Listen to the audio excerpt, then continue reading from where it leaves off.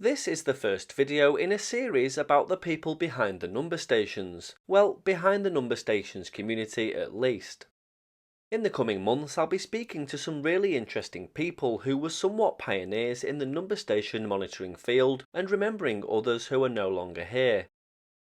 People who helped chase, log and categorise number stations and gave us virtually everything we know today. So let's answer the question that's brought you here. Who was Havana Moon?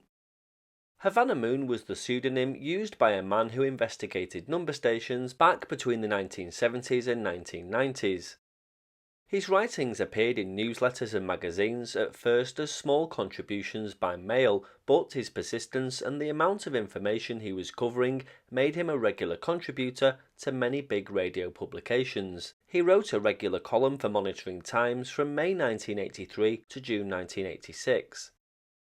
Born on September 5, 1936, Moon developed an interest in radio and cryptography. He gained his first ham radio call sign, W5 Yankee Hotel Sierra, when he was just 12.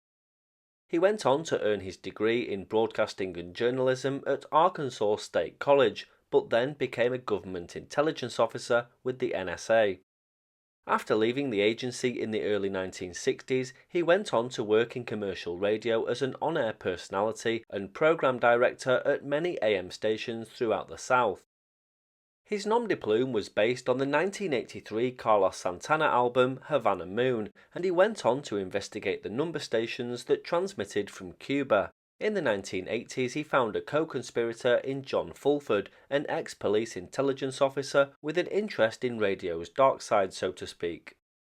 The pair travelled around South Florida and used radio direction finding equipment to trace and find evidence of number station broadcasts to antenna sites at West Palm Beach Airport, nearby Tequesta, and at Homestead Air Force Base, with mixed results and little in the way of definitive answers, I should add. According to Moon, all of the transmissions from this area were aimed at the Caribbean.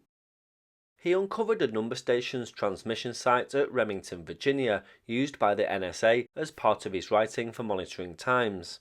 He also wrote numerous published books on the number station phenomena.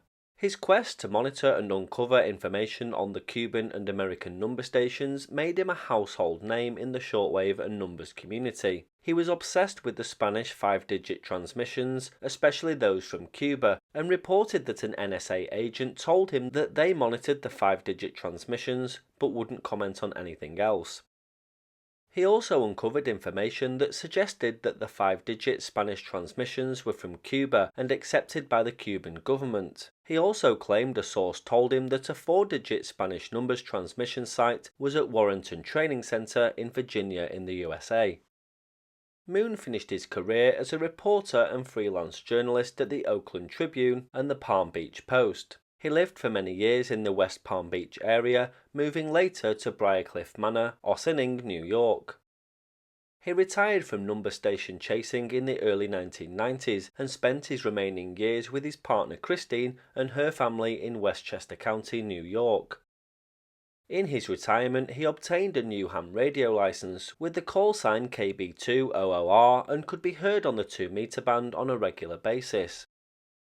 He sadly died on January 9, 1996 at the age of 59 after a brief illness, and it was only then that his real identity was revealed by his wife.